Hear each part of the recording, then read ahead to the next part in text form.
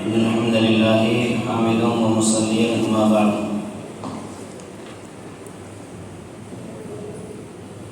قال الله تبارك وتعالى ألف لام را كتاب محكمت آياته ثم فصلت من لدن حكيم خبير.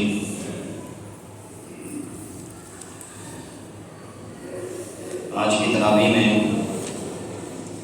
ہم نے 12واں پارہ لگ بھگ پون پارے تک تراویح میں پڑھا ہے. رب کریم سے دعا ہے کہ اللہ ہمارے قیام اللیل کو قبول فرما. پارے کی ابتدا میں اور 11 پارے کی آخر میں سورہ ہود کا ذکر ہے. سورہ ہود اللہ رب العالمین نے بیان فرمائی ہے اور سورہ ہود علیہ السلام ایک نبی گزرے ہیں، انہی کے نام پر یہ سورت ہے. اللہ رب العالمین نے فرمایا الف لام را کتاب محکمت آیاتہ ثم فصلت من لدن حکیم خبیر. یہ کتاب جو ہے اللہ رب العالمین اس کے بارے میں بیان فرما رہا ہے کہ بہت محکم اور مفصل انداز میں اللہ رب العالمین نے اس کو نازل کیا ہے. اور اللہ رب العالمین وہ ہے جو حکیم ہے اور خبیر ہے. محکم اور مفصل کا مطلب یہ ہے کہ اللہ رب العالمین نے جس طریقے سے اس کلام کو بیان کیا ہے، اس کی ترتیب میں، اس کے معنی اور مفہوم کے حساب سے، نظم میں کسی بھی طریقے سے کوئی خلل نہیں ہے. اور ثم فصلت اس کو مفصل تفصیل سے بیان کیا ہے. اس کی آیتیں ایک دوسرے سے ٹکرانے والی بھی نہیں ہے کہ ایک حکم ایسا ہوا کہ یہ چیز حرام ہے، دوسرا یہ ہو گیا نہیں یہ چیز حلال ہے، ایسا نہیں ہے. قرآن کریم نے بالکل ہر چیز کو مفصل اور واضح طور پر بیان کیا ہے. اور فرمایا قرآن کریم کا ایک مقصد یہ ہے اللہ تعبدوا الا اللہ، تم لوگ اور رب کریم کی عبادت کرو. اللہ رب العالمین کہتا ہے اللہ تعبدوا الا اللہ. مقصد خاص یہ ہے کہ اس قرآن کو جان کر کے، پہچان کر کے تم اللہ رب العالمین کی عبادت کرو. اور دوسرا ایک مقصد بیان فرمایا وَأَنِ اسْتَغْفِرُوا رَبَّكُمْ ثُمَّ تُوبُوا إِلَيْهِ يُمَتِّعْكُم مَتَاعًا حَسَنًا، کہ تم اللہ رب العالمین سے استغفار کرو اور توبہ کرو. یہ مقصد اللہ رب العالمین نے اس قرآن کریم کو بیان فرمائے ہیں. اور فرمایا یمتعکم متاعا حسنا الی اجل مسمى، تاکہ اللہ رب العالمین تم کو متاع حسن دے.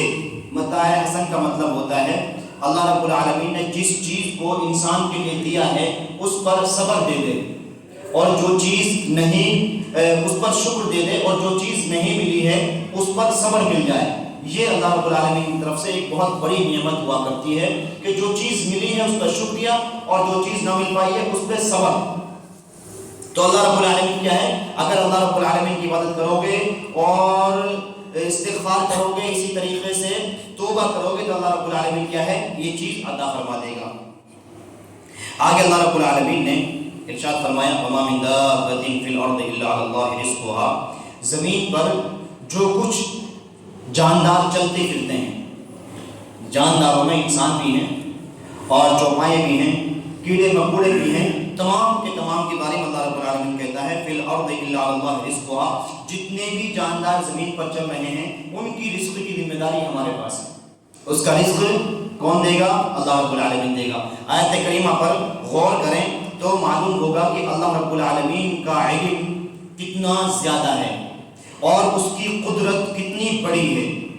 یعنی کہ کتنی بڑی کائنات ہے. انسانوں کو انسان گننا چاہے تو شاید نہیں گن پائے گا، اور اس میں پھر چوپائے اور ایسے ایسے چھوٹے چھوٹے کیڑے مکوڑے اللہ رب العالمین نے پیدا کیے ہیں. تو اسے پتا ہے کہ کون سا جاندار کہاں پر ہے، کون سی مخلوق کہاں پر ہے. یہ اس کے علم کا احاطہ آپ کرنا چاہیں تو نہیں کر پائیں گے.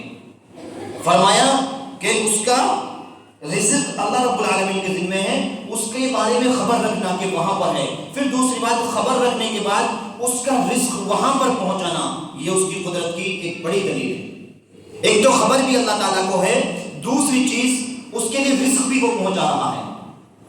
اور اگر غور کریں تو معلوم ہوگا تمام مخلوقات میں شاید انسان ہی ایک ایسی مخلوق ہے جو اپنے لیے رزق جمع کرتا ہے اور اس کے لیے کوششیں کرتا ہے اور اس کے کمانے میں اپنے آپ کو اتنا اندھا کر دیتا ہے، وہ تمام اچھائیوں کو بھول جاتا ہے، اپنے رشتوں کو، اپنوں کو، اسی طریقے سے حقوق اللہ کو، حقوق العباد کو، تمام کو بھول جاتا ہے۔ اور اس کے علاوہ جتنی بھی مخلوقات ہیں ان کو اس چیز کی پرواہ نہیں ہے۔ اور اگر آپ غور کریں تو اس چیز کا اندازہ ہوگا، صرف اسی انسان کو عقل اور دماغ دی گئی، شعور اسی انسان کو دیا گیا، اسی لیے دیا گیا ہے کہ تجھے یہ شعور دیا جا رہا ہے تو اپنے اور رب کی پہچان کر لے۔ بہرکیف فرمایا تمام کئی رزق کی ذمہ داری اللہ رب العالمین کے اوپر ہے۔ اگر انسان کو تنگیوں کا سامنا کرنا پڑے یا انسان کو اچھائیاں ملے تو اس کا مطلب یہ ہرگز نہیں ہوتا کہ وہ اپنی قدرت کے حساب سے کما رہا ہے، وہ کوشش سے کر رہا ہے تو اسے مل رہا ہے۔ اللہ رب العالمین نے اس کے مقدر میں لکھا ہوا ہے، جو جتنا اس کے مقدر میں ہے اسے مل رہا ہے۔ اور انسان کو کوشش صرف یہ کرنی چاہیے کہ جو وہ کما رہا ہے وہ حلال طریقے سے کمائے، حرام طریقے سے نہ کمائے، کیونکہ یہ چیز حق ہے کہ جتنا مقدر میں ہے وہ ملے گا۔ اب کوشش اگر ہم نے حلال کی کر لی ہے تو پھر حلال طریقے سے نہیں تو پھر وہ جیسے ہم کمائیں گے حرام سے نہیں مل جائے۔ فرمایا یعلم مستقرها ومستودعها، اللہ رب العالمین جانتا ہے کہ کون کہاں پر زندگی بسر کرے گا اور کہاں کس کو موت آئے گی، کہاں کس کو دفن کیا جائے گا، اس کو تمام چیزوں کے بارے میں، آج ہیں کہاں ہیں، کل رہیں گے کہاں رہیں گے، کہاں تم صبح کرو گے، کہاں شام کرو گے، کہاں دفن کیے جاؤ گے۔ بہت سے لوگ ایسے ہوتے ہیں پوری زندگی اپنے گھر میں بیٹھے بیٹھے نکل گئی، اپنے اطراف کے شہر بھی وہ نہیں دیکھ پاتا ہے۔ ایک وقت آتا ہے کہ اللہ تعالیٰ اسے عمرہ کرنے کی توفیق دے دے یا حج کرنے کی توفیق دے دے، وہ جاتا ہے تو وہیں پہ اس کی موت آ جاتی ہے، اور پوری زندگی ایک گھر میں گزارتی اور اس کو دفن پھر ہونا پڑ رہا ہے جنت البقیع میں۔ یہ اللہ رب العالمین کی مشیت ہے، وہ جانتا ہے کہ کس کو کہاں دفن ہونا ہے۔ فرمایا وَهُوَ الَّذِي خَلَقَ السَّمَاوَاتِ وَالْأَرْضَ فِي سِتَّةِ أَيَّامٍ وَكَانَ عَرْشُهُ عَلَى الْمَاءِ لِيَبْلُوَكُمْ أَيُّكُمْ أَحْسَنُ عَمَلًا۔ وہ اللہ رب العالمین ہے جس نے زمینوں کو اور آسمان کو 7 دن میں 6 دن میں بنایا، فی 6 ایام 6 دن میں بنایا۔ انسان اس بات پر غور کرے، اللہ رب العالمین نے 6 دن میں بنایا ہے، وہ چاہتا تو فرسٹ بنا دیتا اور وہ چاہتا تو تاخیر بھی کرتا۔ اللہ رب العالمین بتا رہا ہے کسی بھی کام کے کرنے میں تمہیں محنت کرنی پڑے گی اور کسی بھی کام کے کرنے میں تمہیں عجلت نہیں برتنی ہے۔ اگرچہ ایک طاقت اور قوت تمہارے پاس موجود ہے، پھر بھی حکمت عملی کو اختیار کرنا چاہیے اور مسائل اور معاملات کو طے کرتے ہوئے اپنے معاملات کو انجام تک پہنچانا چاہیے۔ فرمایا اب یہاں پر ایک سوال ہے، جب اللہ رب العالمین نے زمین و آسمان کو 6 دن میں بنایا تھا تو اللہ تعالیٰ اس وقت کہاں پر تھا یا اس کا عرش کہاں پر تھا؟ تو اسی آیت میں اللہ رب العالمین نے جواب دیا وَكَانَ عَرْشُهُ عَلَى الْمَاءِ، اس کا عرش اس وقت پانی پر تھا، اس کا عرش اس وقت پانی پر تھا۔ اور بعض مفسرین نے اس آیت کریمہ سے استدلال کیا ہے کہ پانی کے اندر جو یہ خوبی اللہ تعالیٰ نے رکھی ہے کہ وہ ہر گندگی کو پاک اور صاف کر دیتا ہے، اس کی وجہ یہی ہے کہ اللہ رب العالمین کا عرش اس پر تھا۔ اس کو یہ چیز دی گئی کہ تیرے اندر اتنی طاقت اور قوت دی جائے کہ تو تمام چیزوں کو پاک اور صاف کر دے۔ فرمایا آگے اللہ رب العالمین نے وَلَئِنْ أَذَقْنَا الْإِنسَانَ مِنَّا رَحْمَةً ثُمَّ نَزَعْنَاهَا مِنْهُ، ہم کسی انسان کو کوئی نعمت دیں، کوئی چیز دے دیں، پھر اس کو اس سے لے لیں تو إِنَّهُ لَيَئُوسٌ كَفُورٌ، وہ اس سے پھر مایوس ہو جاتا ہے، کفر کرنے لگ جاتا ہے۔ دیکھیے آیت کریمہ پر غور کریں، وَلَئِنْ أَذَقْنَا الْإِنسَانَ، اگر ہم انسان کو کوئی ذائقہ چکھائیں، انسان کو جتنی نعمتیں مل رہی ہیں وہ اس میں زیادہ بھی ہو سکتی ہیں، کم بھی ہو سکتی ہیں، اور جتنی مل رہی ہیں اللہ رب العالمین کہہ رہا ہے اس کو ہم ذائقہ چکھائیں۔ ذائقہ مطلب ایک عورت سبزی بنا رہی ہے، اس میں ٹیسٹ کرنا ہے، اس میں نمک مرچ ہے کہ نہیں، کتنا ہے، کم ہے، زیادہ ہے، ایسے تھوڑا سا ڈالے گی اور اس طریقے سے ٹیسٹ کرے گی، اسی کا نام ذائقہ ہوتا ہے۔ یعنی کہ جتنی بھی مل رہی ہیں یہ ایک ذائقے کے طور پر ہیں، اس کی حقیقی زندگی یا حقیقی نعمتیں اللہ رب العالمین کے پاس موجود ہے جو جنت میں ملنے والی۔ یہ صرف ایک ذائقہ ہے، تم بڑا سمجھو لیکن اللہ تعالیٰ کہا یہ ذائقہ ہے۔ فرمایا اگر دیتے ہیں پھر اس سے لے لیں تو وہ کفر کرنے لگ جاتا ہے، مایوس ہو جاتا ہے۔ اور فرمایا وَلَئِنْ أَذَقْنَاهُ نَعْمَاءَ بَعْدَ ضَرَّاءَ مَسَّتْهُ لَيَقُولَنَّ ذَهَبَ السَّيِّئَاتُ عَنِّي، پھر اگر اسے ہم دیں بعد اس کے کہ اس کے اوپر پریشانی تھی، پریشانی ختم کرنے کے بعد اسے ہم نے رزق میں دیا، کاروبار میں برکت دے دی، اسے ترقی دے دی، اسے پریشانیوں کو ختم کر دیا. تو یہ کہتا ہے ذهب السیئات عنی، مجھ سے پریشانیاں ختم ہو گئی. انه لفریح فخور، پھر یہ غرور اور گھمنڈ اور خوشی کے مارے فخر کرنے لگتا ہے. یہی ہے نا ہماری اوقات اور حیثیت، یہی ہماری حقیقت اور سچائی ہے. دو پیسے مل جائیں پھر انسانوں کو انسان نہیں کہتے، پھر ہم سمجھنے لگتے ہیں کہ خدا نے خدائی میرے ہاتھ میں دے دی ہے، میں مالدار انسان بن گیا ہوں. لہٰذا معلوم ہوتا ہے کتنا بھی مل جائے، اللہ رب العالمین کہتا ہے ذائقہ ہے، چکھ لو، یہ چکھنے کی مانند ہے. آگے اللہ رب العالمین نے نوح علیہ السلام کا ذکر کیا ہے، اور نوح علیہ السلام وہ پیغمبر ہیں، وہ رسول ہیں جنہوں نے 950 سال تک تبلیغ کی تھی. 950 سال تبلیغ کرنا، آپ اندازہ لگائیں آج کے دور کی تقریباً 18 پیڑھیاں بدل جائیں گی. ان کو اتنی عمر اللہ رب العالمین اکیلے کو دی، اور فرمایا وما آمن معه الا قلیل.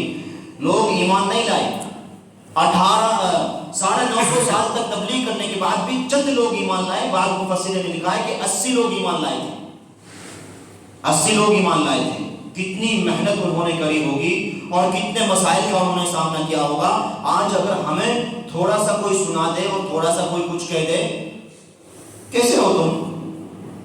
اگر تھوڑا سا تیکھا لہجہ کر دے تو انسان سوچتا ہے کہ نہیں، مجھے اب کچھ نہیں کرنا، مجھے اپنی زندگی میں خوش رہنا ہے، مجھے کسی سے کوئی مطلب نہیں، رشتہ داروں سے تعلقات ختم، اپنوں سے تعلقات ختم، ادھر ادھر کے. وہ مایوس ہو جاتا ہے اور سوچتا ہے کہ نہیں، مجھے کرنا کیا، میں اپنا حق پر ہوں، سچ پر ہوں، میں اپنا کام کروں، تم سے مطلب کیا ہے. یہی حق اللہ رب العالمین نے پوچھ لیا کہ تمہارے پڑوسی تھا، وہ کافر اور مشرک تھا، تم نے کیا کرا تھا پوری زندگی، اس کے بارے میں ایک بار بھی پوچھ تاچھ نہیں کی، ایک بار بھی اسے پہنچانے کی کوشش نہیں کی.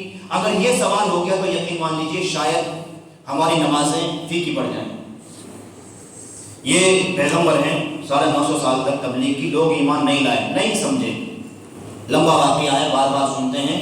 اس کے بعد اللہ رب العالمین نے ان کو حکم دیا کہ قوم زیادہ نافرمان ہو گئی ہے، اور اتنی قوم نافرمان تھی، بہت زیادہ قوم ان کی نا سامنے سے مقابلہ کیا کرتی تھی اور بہت بحث مباحثہ کیا کرتی تھی. اللہ رب العالمین نے کشتی بنانے کا حکم دیا تھا، اور یاد رہے یہ دنیا کی پہلی کشتی تھی.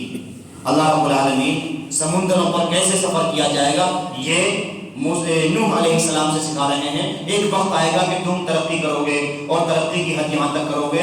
اس سے پہلے ہی بتا دے رہا ہوں، ابھی نوح کو کشتی بنانے کا حکم دے رہا ہوں اور بتا رہا ہوں کہ سمندروں میں اس طریقے سے سفر کیا جائے گا. بہرکیف جب انہوں نے کشتی بنا دی، کشتی بنانے کے بعد کہا کہ اپنوں کو، ایمان والوں کو سوار کر لو، اور سوار میں کہا جو تمہارے چوپائے ہیں ان کو بھی لے لو. چوپائے جانور جن کو کہا جاتا ہے. نوح علیہ السلام کے بارے میں لکھا ہے محدثین نے کہ جب انہوں نے ایک بار جانوروں کو آواز دی تو جانور ایک بار کی آواز میں آ گئے اور سب کے سب سوار ہو گئے. کہتے ہیں کبھی کبھی جانور انسان سے اچھا ہوتا ہے. کہا ایک پیغمبر نے ایک بار آواز دی تو تمام جانور آ گئے، اور انسانوں کو 950 سال تک تبلیغ کی نہیں آئے. اس کے بعد اللہ رب العالمین نے عذاب بھیجا. عذاب پانی کی شکل میں تھا، اور سامنے بیٹا بھی تھا، اور بیٹا مومن اور مسلمان نہیں تھا، کافر تھا، کفر کرنے والا تھا. اور اس وقت جب عذاب آیا تو کہا کہ اللہ تعالیٰ سامنے سے جب سمندر موجیں مار رہا تھا، اور کل جبال ایسی موجیں تھی سمندر کی، اتنی زیادہ تھی جیسے پہاڑ ہوتے ہیں، اتنی زیادہ اچھال مار رہا تھا وہ سمندر جس میں کشتی چل رہی تھی. تو جب دیکھا کہ بیٹا بار بار نیچے اوپر ہو رہا ہے تو اللہ تعالیٰ سے کہا کہ اللہ تعالیٰ ان ابنی میرا بیٹا ہے. وَإِنَّ بَعْدَكَ الْحَقُّ وَأَنْتَ أَحْكَمُ الْحَاكِمِينَ قَالَ يَا نُوحُ إِنَّهُ لَيْسَ مِنْ أَهْلِكَ. جب باپ نے بیٹے کو دیکھا، پوری زندگی بیٹا نافرمان رہا، تو باپ کی محبت آ گئی اور اللہ رب العالمین سے کہہ دے کہ اللہ تعالیٰ کم سے کم اسے تو میرا بیٹا ہے، میرے ساتھ دے دے، یا اس کو عذاب سے بچا لے. اس طریقے سے الفاظ کہہ دیے تو کہا کہ قال یا نوح انہ لیس من اہلک، اے نوح یہ تیری اہل میں سے نہیں ہے، یہ تیری اولاد نہیں ہے، یا تیرا نہیں ہے یہ، کیونکہ جو میرا نہیں وہ تیرا نہیں. اور فرمایا قال انی اعظک ان تکون من الجاہلین، اگر میں تجھے نصیحت کر رہا ہوں، اگر تو نے ایسا کیا تو جاہل میں سے ہو جائے گا. کیا کہا؟ اگر بیٹے کے بارے میں سفارش کی تو جاہلوں میں سے نہ ہو جاؤ. فرمایا وَإِن لَّمْ تَغْفِرْ لِي وَتَرْحَمْنِي أَكُن مِّنَ الْخَاسِرِينَ. اللہ تعالیٰ اگر تو نے مجھے بخشا نہیں، مجھ پہ رحم نہیں کیا تو میں خسارہ اٹھانے والوں میں سے ہو جاؤں گا. کون ہیں؟ پیغمبر ہیں، اور پیغمبر کے بیٹے ہیں. اللہ تعالیٰ نے بیٹے کو نہیں دیکھا. یا اسی طریقے سے آپ دیکھ لیجیے نبی کریم صلی اللہ علیہ وسلم ان کے چچا ہیں، پوری زندگی ان کے ساتھ دیے. اسی طریقے سے اور بھی لوط علیہ السلام ان کی بیوی کو دیکھیے، اور بھی کئی سارے واقعات ملتے ہیں. ابراہیم علیہ السلام ہیں، ان کے والد کو دیکھیے، باپ پوجا کر رہا ہے اور بتوں کو بیچ رہا ہے. یہاں اللہ تعالیٰ کے یہاں اس چیز کی اہمیت نہیں ہے کون بیٹا ہے، کون باپ ہے، کس کا رشتہ کیسا ہے، کس کا خاندان کیا ہے. اس کے یہاں اگر کسی چیز کی پہچان ہے تو اس چیز کے ان اکرمکم عند اللہ اتقاکم. بہرکیف آگے اللہ رب العالمین نے قوم ہود کا ذکر کیا. قوم ہود بھی اللہ رب العالمین نے ان کو ایک عذاب دیا، اور عذاب ایسا تھا، ہوا ہوتی ہے، ہوا سخت کر دی گئی اور عذاب میں ملوث کر دیا گیا. آگے قوم صالح کا ذکر ہے. قوم صالح کو اللہ رب العالمین نے اس کی قوم صالح قوم سمود کو کہا جاتا ہے. جب ہم جائیں عمرہ کرنے اور حج کرنے، اگر کبھی جانے کی توفیق ہو یا جانے والے گئے ہوں گے، انہوں نے دیکھا ہوگا کہ کچھ پرانے کھنڈرات جو بہت پہلے کے کھنڈرات تھے وہ ابھی بھی بہت اچھے دکھتے ہیں. اور اس زمانے میں اس قوم کو بہت بڑی فوقیت یہ حاصل تھی کہ وہ اچھے مکان اور اچھی بلڈنگ بنانے کے ماہر ہوا کرتے تھے. قد لمبا تگڑا ان کا ہوا کرتا تھا. انہوں نے صالح علیہ السلام سے کہا کہ تم پیغمبر ہو، نبی ہو، اللہ کے اتنے قریبی ہو تو ایک کام کرو، اللہ تعالیٰ سے کہو پتھر سے اونٹنی نکالیں. قوم کیسی ہوا کرتی ہے، یہاں کان پک گئے ہیں، ہم سنیں اور سنتے جائیں. اوپر سے جب زیادہ سننے کا مسئلہ ہے تو مزید سنانے والے کو تلخ باتیں بول دیں یا ان پر وہ الزام تراشی رکھ. دوسروں کو تو کرتے رہتے ہیں ایسی باتیں، خود کا مسئلہ پتہ ہی نہیں کیا ہے کیا نہیں. یہ ساری چیزیں ہمارے یہاں کتنی عام ہو گئی ہیں. یہاں قوم نے کہا کہ اگر اتنے بڑے ہو تو تم ایک کام کرو، پتھر سے اونٹنی نکال دو. صالح علیہ السلام کو کہاں یہ طاقت تھی کہ وہ اونٹنی نکالتے. اللہ رب العالمین نے ان کا یہ چیلنج بھی قبول کیا. پہاڑ تھا اور سامنے سے اللہ رب العالمین نے اونٹنی نکالی اور اونٹنی نکل رہی تھی، پوری دنیا دیکھ رہی تھی کہ معجزہ ہے. ہم یہ نہ سوچیں کہ ہمیں پریشانیاں ہیں تو ختم کیسے ہوں گی. اللہ رب العالمین وہ رب کریم ہے جو ہماری نہیں بلکہ بڑے کی پریشانیوں کو ختم کرنے پر قادر ہے. یہ نہ سوچیں کہ آج ہمارے پاس دولت کی کمی ہے تو اللہ تعالیٰ دے نہیں سکتا. یہ سوچیں کہ ہم مانگنے میں کون سی کمی کر رہے ہیں. آج ہم یہ نہ سوچیں کہ ہمیں ڈرایا جا رہا ہے یا لوگ ہمارے پر حاوی ہونے کی کوشش کر رہے ہیں. ہم یہ سوچیں کہ اللہ رب العالمین کا کتنا فضل و کرم ہے کہ اس نے حق دیا اور لوگ حق کے مخالف ہونے کے بعد پھر تیار بیٹھے ہیں ذلیل ہونے کو، کیونکہ پہلے سے تاریخ رہی ہے لوگ ذلیل ہو کر کے رہے ہیں. کیا کہا؟ اونٹنی نکلی اور اونٹنی باہر آ کر کے اس نے بچہ دیا. اور صالح علیہ السلام نے قوم کے لوگوں سے کہا کہ دیکھو یہ اونٹنی اللہ کی اونٹنی ہے، تم نے خود دیکھا ہے اپنی آنکھوں سے، اگر اس کو تم نے کچھ کہا تو پھر مسئلہ خراب ہو جائے گا. لوگوں نے حد کی اور حد اتنی کی، اس اونٹنی کو بھی انہوں نے ذبح کر دیا، کاٹ دیا. فَتَمَتَّعُوا فِي دَارِكُمْ ثَلَاثَةَ أَيَّامٍ. صالح علیہ السلام نے کہا 3 دن کا انتظار کرو، 3 دن کا انتظار کرو، 3 دن کے بعد تمہارے اوپر اللہ رب العالمین کا عذاب آ جائے گا. اس کا بچہ تھا، بچہ پہاڑ کی طرف گیا. صالح علیہ السلام نے کہا کہ ڈھونڈو، ہو سکتا ہے یہ تمہاری خیر کا باعث بن جائے. لیکن بچہ ملا نہیں، مولوی نے لکھا ہے بچہ اونٹنی کا نہیں ملا تھا. اس کے بعد 3 دن گزر گئے، صبح کا وقت تھا اور صالح علیہ السلام کا چیلنج پورا ہونا تھا. ادھر سے قوم کے لوگوں نے کہا کہ صالح تم نے کہا تھا کہ 3 دن بعد عذاب آئے گا، کہاں عذاب ہے؟ 3 دن ہو گئے نہیں ہے. تو اللہ رب العالمین نے صبح کا وقت تھا، سورج نکل ہی رہا تھا، لوگ گپے شپے کر ہی رہے تھے. اللہ رب العالمین نے فرشتے کو حکم دیا اور چیخ بھیجی. ان کے کانوں کے پردے پڑ رہے تھے. فی دارکم ثلاثۃ ایام، اور جاسمین کے لفظ اللہ رب العالمین نے کہا ہے وہ جیسے ہی سن رہے تھے، جہاں سن رہے تھے وہیں پر مر رہے تھے. دیکھیے ایک اور قوم بہت مختصر میں ذکر کروں گا. قوم لوط اللہ رب العالمین نے ذکر کیا ہے اسی بارے میں، کئی سارے نبیوں کا ذکر کیا ہے. قوم لوط کی خرابی آپ کو معلوم ہے، وہ عورتوں کو چھوڑ کر کے مردوں سے اپنی جنسی خواہشات پوری کرتے تھے.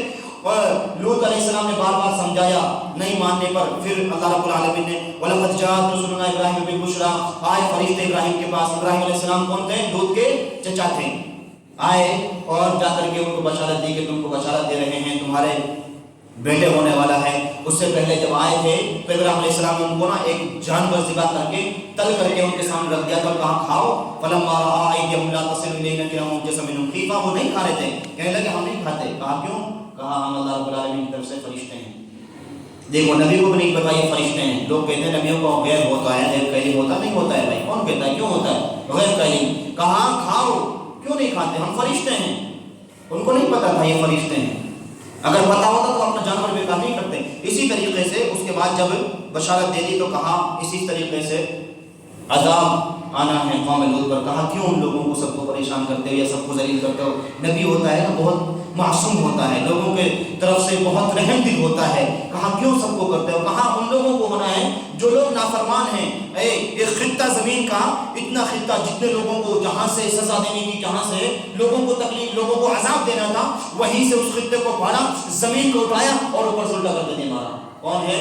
اللہ رب العالمین ہے. جب لوگ نافرمانی کرتے ہیں تو اللہ رب العالمین آسمان سے پتھر بھی نازل کر دیتا ہے. لہٰذا ہمیشہ اس بات کا ڈر ہمارے دلوں میں ہونا چاہیے. اگر ہم اللہ کی نافرمانی کر رہے ہیں، اور نافرمانی کا مسئلہ دل سے ہوتا ہے، اگر ہم اللہ رب العالمین کو چیلنج کر رہے ہیں تو اللہ رب العالمین کی وضاحت ہے جس نے پچھلی ان قوموں کو زمینوں کو دھسایا، زمینوں کو بدلا، اسی طریقے سے ہواؤں کے ذریعے سے عذاب دیا، اسی طریقے سے کشتیوں سمندروں کے ذریعے سے پانی کے ذریعے سے عذاب دیا، تو اللہ تعالیٰ آج بھی ہمارے اعمال سے واقف ہے. اور یہ تمام واقعات قرآن کریم نے اس لیے ذکر کیے ہیں تاکہ تم پڑھو اور سبق حاصل کرو اور اپنی زندگیوں کو رب کریم کی طرف پڑھ لو، اپنے آپ کو لوٹاؤ اللہ رب العالمین کی طرف. ان واقعات سے معلوم ہوتا ہے اگر نبیوں کی نافرمانی لوگ کرتے ہیں تو اللہ رب العالمین عذاب دیتا ہے. آج ہمیں بھی غور کرنا چاہیے ہم نبی کی کتنی نافرمانی کر رہے ہیں. لیکن چہرے سے لے کر کپڑوں تک، اوپر سے لے کے نیچے تک، ظاہر سے لے کے باطن تک، تمام چیزوں پر غور کرنا چاہیے کہ ہم کتنی پیروی کر رہے ہیں اور کتنی پیروی نہیں کر رہے ہیں. بہرکیف یہ 12ویں پارے کا مختصر سا خلاصہ تھا. آگے سورہ یوسف بھی ہے، اس کا ذکر انشاءاللہ آگے کل ہم بیان کریں گے. اللہ رب العالمین سے دعا کرتے ہیں کہ مولا کریم تو ہمیں قرآن کریم پر عمل کرنے کی توفیق نصیب فرما دے. اللہ قرآن آیات کو ہماری زندگی میں بسانے کی اور ان پر چلنے کی توفیق عطا فرما دے. آمین. وآخر دعوانا ان الحمد للہ رب العالمین.